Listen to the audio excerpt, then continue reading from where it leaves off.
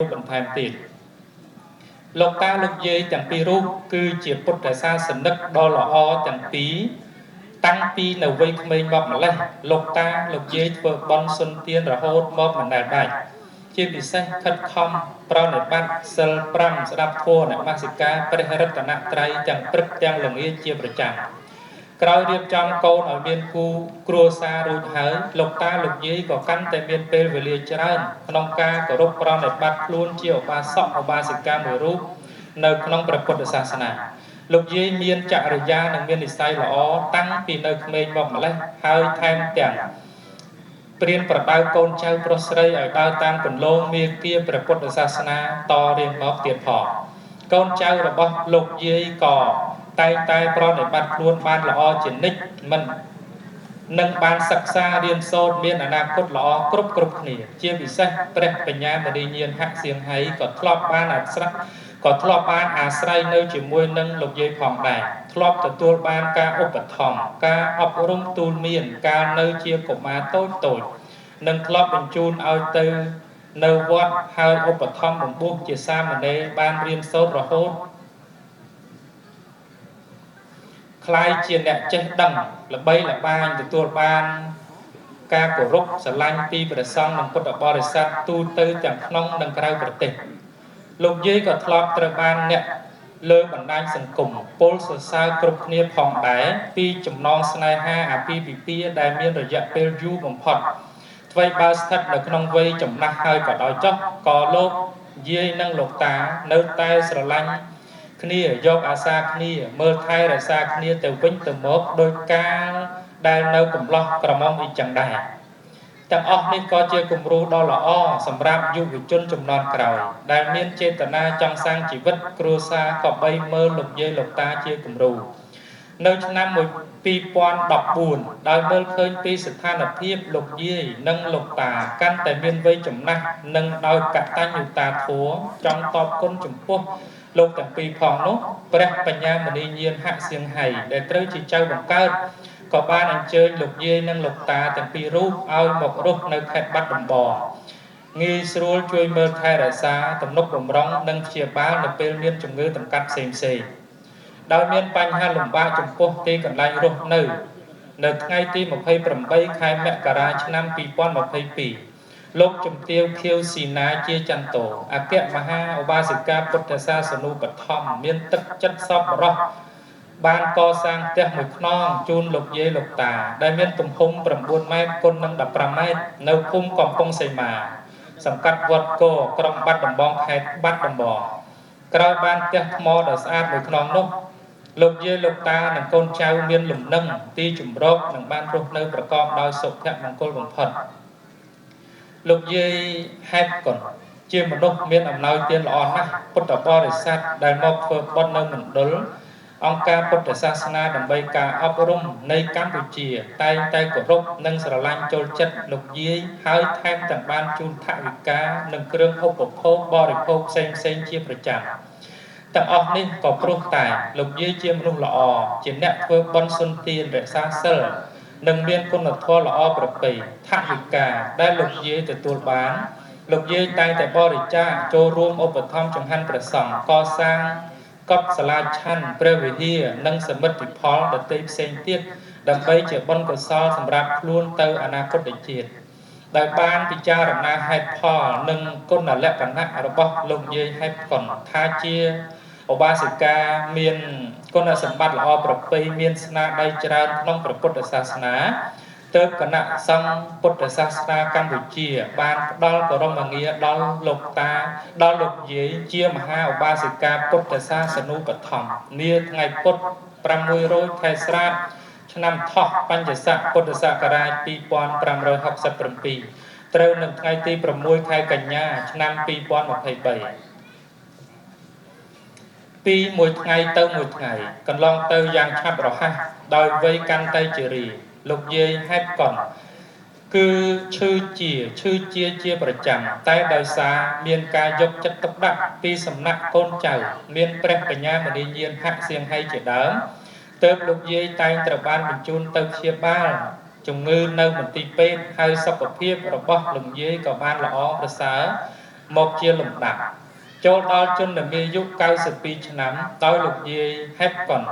បានធ្លាក់ខ្លួនឈឺធ្ងន់ហើយកាន់តែធ្ងន់ទៅទោះជាកូនចៅខិតខំប្រឹងប្រែងរកពេទ្យល្អយ៉ាងណាក៏ដោយក៏មិនអាចព្យាបាលបានដែរលុះដល់ថ្ងៃទី6លុះដល់វេលាម៉ោង 6:40 នាទីល្ងាចនាថ្ងៃសុក្រ12រោចខែអាសត់ឆ្នាំថោះបញ្ញស័កពុទ្ធសករាជ2567ត្រូវនឹងថ្ងៃទី10ខែវិច្ឆិកាឆ្នាំ2023ស្ដេចមច្ចុរាជបានមកថក់យកជីវទិន្ទ្រីរបស់លោកយាយហេបកុនទៅដោយបន្សល់ទុកនៅក្តីទុកសោកសង្រេងដល់ក្រុមញាតិទាំងឡាយយ៉ាងក្រៃលែងអង្គពិធីទាំងមូលជាទីគោរពការព្រាត់ប្រាសលោកយាយមហាឧបាសិកាពុទ្ធសាសនូបត្ថម្ភហេបកុននាឱកាសពេលនេះគឺជាការព្រាត់ប្រាសដ៏ធំធេងមិនអាចបំភ្លេចបាននិងគ្មានការវិលត្រឡប់មកវិញសោះឡើយក្រុមញាតិទាំងឡាយមានសេចក្តីទុក្ខយ៉ាងក្រៃលែងមិនអាចពណ៌នាបានតែតើឲ្យធ្វើដូចម្តេចទៅបើសេចក្តីស្លាប់ជាច្បាប់ធម្មជាតិមិនអាចប្រកែកបានដូច្នេះនោះការនេះក៏ស្របតាមព្រះពុទ្ធដីការបស់ព្រះសម្មាសម្ពុទ្ធបរមគ្រូនៃយើងព្រះអង្គទ្រង់ត្រាស់ប្រកាសសម្ដែងក្នុងសង្វេជនីគាថាថាអ្នកគិមធម្មោនិកមស្សធម្មោអ្នកចាបយ៉ាងឯកកុលសធម្មោសាព្យសលោកសសទេវកសអេសេវធម្មោយតិទាំងអនិច្ចតាធម៌ណាដែលមានឈ្មោះថាអនិច្ចតាធម៌គឺសភាពប្រែប្រួលមិនទៀងទាត់អនិច្ចតាធម៌នេះមិនមែនជាធម៌សម្រាប់អ្នកស្រុកតែមួយទេមិនមែនជាធម៌សម្រាប់អ្នកនិគមតែមួយទេឬនឹងថាជាធម៌សម្រាប់ត្រកូលតែមួយក៏មិនមែនទេអនិច្ចតាធម៌នោះជាធម៌សម្រាប់មនុស្សសត្វព្រមទាំងទេវតាមាព្រំទាំងអស់គ្រប់រូបអ្នកគិមធម្មោនិកមស្សធម្មោអ្នកចាបយ៉ាងឯកកុលសធម្មោសាព្យសលោកសសទេវកសអេសេវធម្មោយតិទាំងចតុក្ខតាធម៌ណាដែលមានឈ្មោះថាទុក្ខតាគឺសភាពជាទុក្ខតាធម៌នេះមិនមែនជាធម៌សម្រាប់អ្នកស្រុកតែមួយទេមិនមែនជាធម៌សម្រាប់អ្នកនិគមតែមួយទេឬនឹងថាជាធម៌សម្រាប់ត្រកូលតែមួយក៏មិនមែនទេទុក្ខតាធម៌នោះជាធម៌សម្រាប់មនុស្សសត្វព្រមទាំងទេវតាមាព្រំទាំងអស់គ្រប់រូបអ្នកគិមធម្មោនិកមស្សធម្មោអ្នកចាបយ៉ាងឯកកុលសធម្មោសាព្យសលោកសសទេវកសអេសេវធម្មោយតិទាំងអនត្តតាធម៌ណាដែលមានឈ្មោះថាអនត្តាធម៌គឺសភាពមិនមែនជារបស់ខ្លួនអនត្តាធម៌នេះមិនមែនជាធម៌សម្រាប់អ្នកស្រុកតែមួយទេមិនមែនជាធម៌សម្រាប់អ្នកនិគមតែមួយទេឬនឹងថាជាធម៌សម្រាប់ត្រកូលតែមួយក៏មិនមែនទេអនត្តាធម៌នោះជាធម៌សម្រាប់មនុស្សសត្វព្រមទាំងទេវតាមាព្រំទាំងអស់គ្រប់រូបសัพពេសត្តាមរសន្តិមរណន្តាំងហិជីវិតាំងយថាកម្មង្កមិសន្តិបញ្ញបាបពលូបគានិរិយ៉ាងបាបកម្មន្តាបញ្ញកម្មាចសុកតੰសត្វទាំងឡាយទៀងតែនឹងស្លាប់គ្រប់គ្នាព្រោះថាជីវិតរបស់សត្វទាំងឡាយសុទ្ធតែមានសេចក្តីស្លាប់នៅខាងចុងបំផុតគ្រប់ប្រាម្យ៉ាងទៀតសត្វទាំងឡាយរមែងកាន់យកនៅផលបុណ្យនិងផលបាបហើយទៅតាមយថាកម្មគឺទៅតាមគួរដល់អំពើល្អនិងអាក្រក់ដែលខ្លួនបានធ្វើហើយអ្នកដែលធ្វើបាបតែងធ្លាក់ទៅសោយទុក្ខក្នុងនរកចំណែកខាងអ្នកធ្វើបុណ្យតែងឡើងទៅកាន់សុគតិភពតាស្មាករិយកលយានំនិច្ចយ៉ាងសម្បរាយិកੰបញ្ញានិបរលោកស្មឹងបតិដ្ឋាហោតិបានិណាព្រោះហេតុដូច្នោះហើយសាធុជនអ្នកមានចំណងចង់បានសេចក្តីសុខដល់ខ្លួនគួរតែប្រញាប់ប្រញាល់ធ្វើអំពើបុណ្យដែលជាគុណគឺអ្នកប្រាជ្ញតែងរាប់អានឲ្យបានជានិច្ចដែលខ្លួនត្រូវកសាងសន្សំនិងបានជាទីពឹងនៅក្នុងភពខាងនាយព្រោះថាបុណ្យទាំងឡាយតែងជាទីពឹងពំនាក់របស់សត្វទាំងឡាយក្នុងបរលោកអង្គពិធីទាំងមូលជាទីគោរពកាលបើបានស្ដាប់នៅពុទ្ធោវាទទាំងអស់នេះហើយគប្បីពិចារណាដល់ជីវិតរបស់ខ្លួនដែលមានការអស់ទៅសូន្យទៅជាធម្មតាហើយគប្បីភ័យខ្លាចចំពោះវដ្តសង្សារ ដែលមានការកើតចាស់ឈឺស្លាប់ជាដើមនេះព្រមទាំងខិតខំបំពេញកុសលផលបុណ្យឲ្យបានច្រើនទុកជាស្ថានចម្លងជីវិតទៅកាន់ត្រើយខាងនាយពោលគឺព្រះនិព្វានជាស្ថានបរមសុខ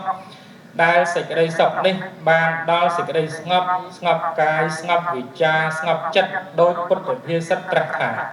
ណដ្ឋិសន្តិបរង្គសុខខាងពុំមានសេចក្តីសុខដតី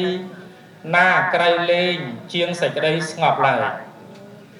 ជាចុងក្រោយសូមប្រម៉ែប្រមូលពូតផ្ដុំនៅកងការមហាកុសលគ្រប់យ៉ាងឧទ្ទិសជូនចំពោះលោកយាយមហាឧបាសិកាពុទ្ធសាសនូបឋមហេតុកុនសូមបានទៅកាន់សុគតិភពកំបីឃ្លៀងឃ្លានឡើយសូមសម្ដែងនៅការគោរពដឹងគុណនិងសូមគោរពប្រគេនជូនពរសម្ដេចព្រះរាជាគណៈព្រះមន្ត្រីសង្ឃព្រះថេរានុថេរៈគ្រប់ព្រះអង្គឯកឧត្តមលោកជំទាវលោកស្រីពុទ្ធបរិស័ទសូមបានប្រកបដោយពុទ្ធពរ4ប្រការគឺអាយុវណ្ណៈសុខៈពលៈជានិច្ចនិរន្តរ៍រៀងទៅសូមអរព្រះគុណនិងអរគុណ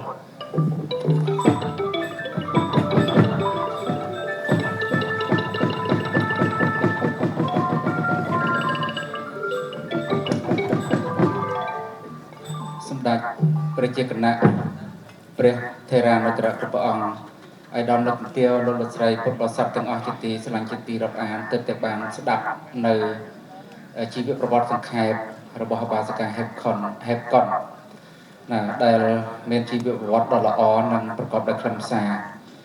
ហើយជាបន្តទៅទៀតនេះដើម្បីជាការចូលរួមរំលែកទុក្ខនៅក្នុងពិធីបូជាសពនៃឱកាសវេលាគ្រានេះខ្ញុំគណៈអាភិបសូមព្រះអនុញ្ញាតនិងអនុញ្ញាតពីអង្គពិធីទាំងមូលចម្រើនពរអញ្ជើញឲ្យដំភេងសិទ្ធិអភិបាលរងនៃគណៈអភិបាលខេត្តបាត់ដំបងតំណាងដឹកកងពោះឲ្យដំសុកលូអភិបាលនៃគណៈអភិបាលខេត្តបាត់ដំបងឡើងមានប្រសាសន៍ចូលរួមរំលែកទុក្ខក្នុងពិធីបូជាសពលោកយាយឧបាសិកាហេបកុនមហាបាសិកាពុទ្ធសាសនុបឋមសូមច្រើនពរជ័យ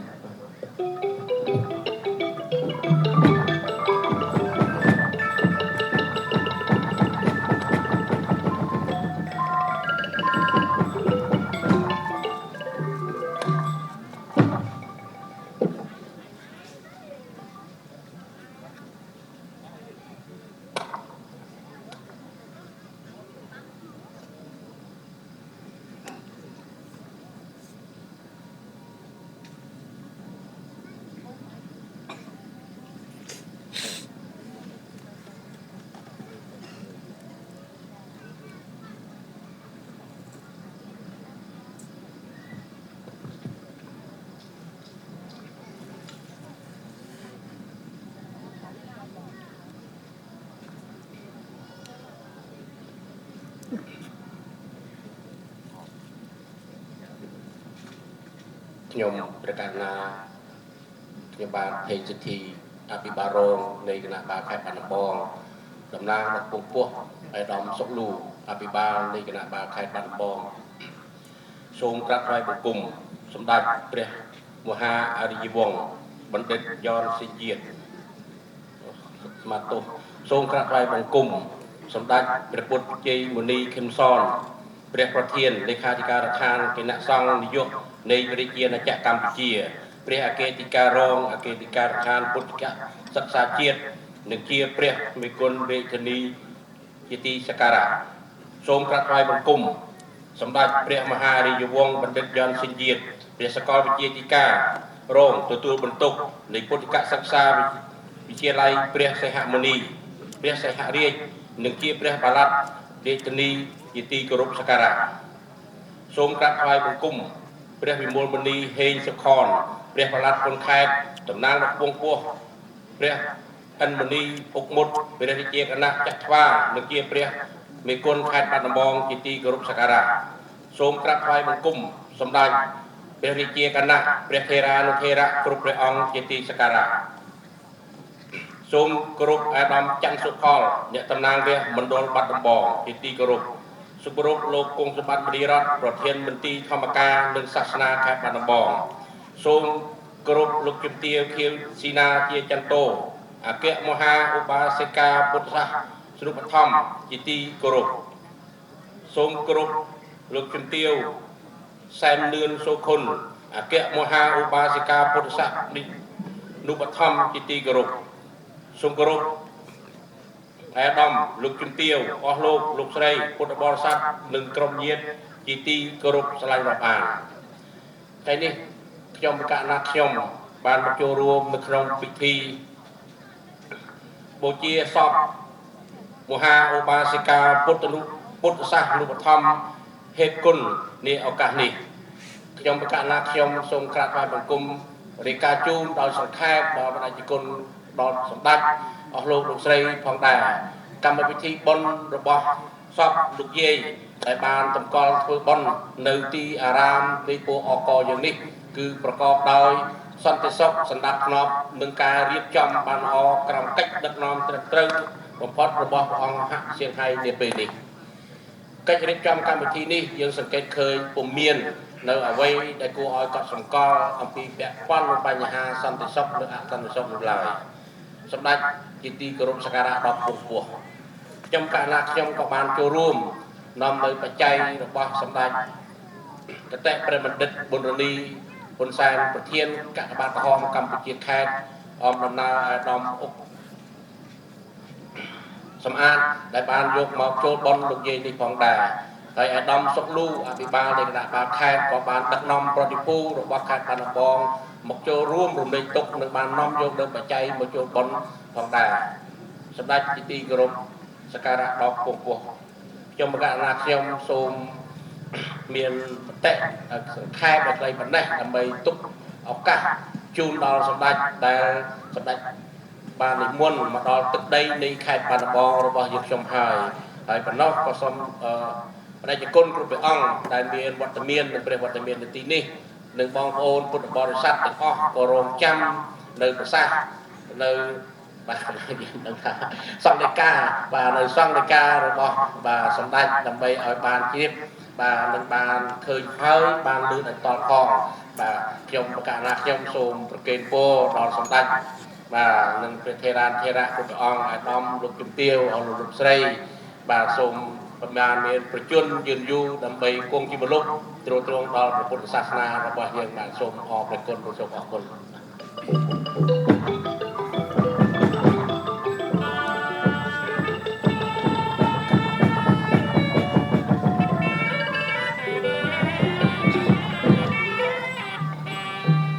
សូមថ្លែងអំណរគុណយ៉ាងជ្រាលជ្រៅចំពោះអាដាមផេងសិទ្ធិអភិបាលរងនៃគណៈអភិបាលខេត្តបាត់ដំបងតំណាងដល់ពងពោះអាដាមសុកលូអភិបាលនៃគណៈអភិបាលខេត្តបាត់ដំបងដែលបានឡើងមានប្រសាសន៍ចូលរួមរំលែកទុក្ខในឱកាសវេលាគ្រានេះហើយជារួមគឺអាដាមក្នុងនាមជាកបាត់ក្រហមប្រចាំខេត្តបាត់ដំបងណាហើយរួមជាមួយនឹងខាងភ្នំពេញបានចូលរួមក្នុងការឧបត្ថម្ភដល់កម្មវិធីបន់ស្រន់ប្រការកន្លងមកហើយក្រៅពីនេះក៏ក្នុងនាមខេត្តបាត់ដំបងសាលាខេត្តក៏បានចូលរួមឧបត្ថម្ភដែរនេះជាមហាកិត្តិយសដល់ពងពោះសម្រាប់គ្រួសារនៃសពដែលមានព្រះបញ្ញាមនយានជាដើមសូមសម្ដែងការថ្លែងអំណរគុណអ្នកជឿជើគួរឲ្យដំក៏ហើយនឹងក៏សូមជូនបន់ជូនកសលសូមឲ្យដំបានប្រកបដោយពុទ្ធពរ4ប្រការអាយុវណ្ណៈសុខៈពលៈ8គ្លីគ្លៀតឡើយសូមអនុមោទនាស្ថិតនៅក្នុងវរកាសដ៏វយោគសពសៅនេះសម្ដេចព្រះពុទ្ធជ័យមនីខឹមសរព្រះប្រធានលេខាធិការដ្ឋានគណៈសង្ឃនាយកនៃព្រះរាជាណាចក្រកម្ពុជាព្រះអគ្គលេខាធិការរងអគ្គលេខារដ្ឋានបតិកសិក្សាជាតិនិងជាប្រមេគុណរាជធានីភ្នំពេញបាននិមន្តចូលរួមជាព្រះអធិបតីដ៏ពងពោះនៃពិធីបូជាសពលោកយាយហេបគុណកនមហាឧបាសិកាពុទ្ធសាសនុបត្ថម្ភដើម្បីបានជាធម្មសង្វេគគិតពិចារណាក្នុងសាមញ្ញលក្ខណៈក្នុងពិធីបូជាសពនៃឱកាសពេលនេះខ្ញុំប្រកាសអាត្មាសូមព្រះអនុញ្ញាតនិងអនុញ្ញាតពីអង្គពិធីទាំងមូលគោរពនិមន្តអរតនេសម្ដេចជាទីគោរពមានធរណិកាប្រទានអាវាសជាធម្មិកថាដោយតទៅសូមអរតនេនិមន្ត